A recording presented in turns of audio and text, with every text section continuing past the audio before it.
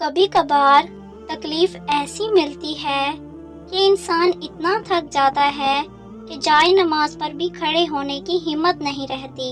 بس پھر انسان یوں ہی چپ چاپ سجدے میں گر جاتا ہے۔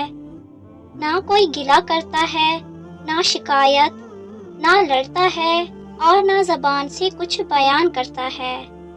بس تب دل ایک ہی لفظ کہہ رہا ہوتا ہے، یا اللہ، اب میں بہت تھک گیا ہوں، بہت زیادہ۔ بس پھر طویل سجدے ہوتے ہیں، آنسوؤں کا سلسلہ رواں ہوتا ہے اور تھکاوٹ سے چور جسم ہوتا ہے۔ جو تھک کر گر جاتے ہیں انہیں پھر اللہ اپنی آغوش میں چھپا لیتا ہے۔ اللہ ناممکن چیزوں میں نظر آتا ہے جب وہ چیزیں ہوتی ہیں جن کے ہونے کا ہم تصور بھی نہیں کر سکتے، جب وہ دروازے کھلتے ہیں جن کے کھلنے کی ہمیں امید بھی نہیں ہوتی، جب وہ راستے ہمیں منزل تک لے جاتے ہیں جن کا ہمیں گمان بھی نہیں ہوتا۔ یہ حالات کا بدلنا، یہ دروازوں کا کھلنا، یہ راستوں کا منزل تک لے جانا، آپ کو لگتا ہے یہ سب بلا وجہ ہو جاتا ہے؟ وہ جو رہنما ہے 7 آسمانوں پر، شہرک سے قریب تر، یہ ساری پہیلیاں اس کی ہیں۔ ان پہیلیوں کا جواب وہ خود دیتا ہے اور ہر انسان کو دیتا ہے، بس ذریعے مختلف ہوتے ہیں۔ نہ ہونی کو ہونا وہ تب ہی کرتا ہے جب انسان کا یقین زمین اور آسمان سے وسیع تر ہو جاتا ہے۔ پھر اس وسیع یقین میں معجزے سماتے ہیں۔ پھر ان معجزوں میں اللہ نظر آتا ہے۔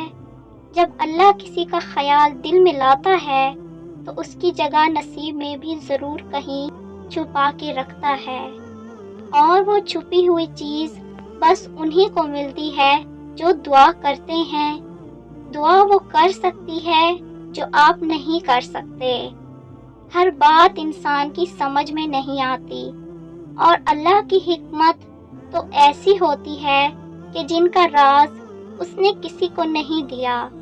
تبھی تو اس نے کہا ہے کہ یقین رکھو مجھ پر، جیسے وہ کسی کو نظر نہیں آتا، مگر ہم پھر بھی اس یقین کے ساتھ اسے محسوس کرتے ہیں کہ وہ ہر جگہ ہے، ہر چیز میں اس کا نور موجود ہے۔ اور جب ہم اس بات کا یقین کر لیتے ہیں تو واقعی وہ ہمیں ہر طرف دکھائی دینے لگتا ہے۔ ہم جیسا اس کا گمان کرتے ہیں ہمیں وہ وہی اسی روپ میں ملتا ہے۔ یقین کا گمان کرو گے تو یقین ملے گا، محبت کا گمان کرو گے تو محبت کی صورت میں آ ملے گا۔ اس نے جس کو جو سمجھانا ہو سمجھا دیتا ہے۔ سو اچھا گمان کیا کرو تاکہ اچھا پاؤ۔ اور اللہ تو ہر دعا کا جواب دیتا ہے، بس ذرائع مختلف ہوتے ہیں۔ کبھی وہ کسی انسان کو آپ سے ملوا کر جواب دیتا ہے تو کبھی آپ کو اس سے دور کر کے، کبھی وہ ہواؤں کے ہاتھ پیغام بھیجتا ہے تو کبھی اپنا جواب کسی ٹھوکر میں چھپا دیتا ہے، کبھی وہ سجدے میں گرا کر اپنی مصلحتیں سمجھا دیتا ہے، اور کبھی ہاتھ تھام کر صبر کا صلہ دیتا ہے۔ آزمائش کا آنا، روح کا ریزہ ریزہ ہونا بلا وجہ نہیں ہے۔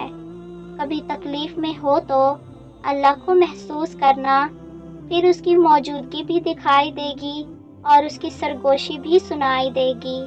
تم تنہا نہیں ہو، تمہارے ساتھ اللہ ہے، اور جس کے ساتھ وہ ہوتا ہے اس کے ساتھ کائنات کی رونقیں چلتی ہیں۔ شکریہ۔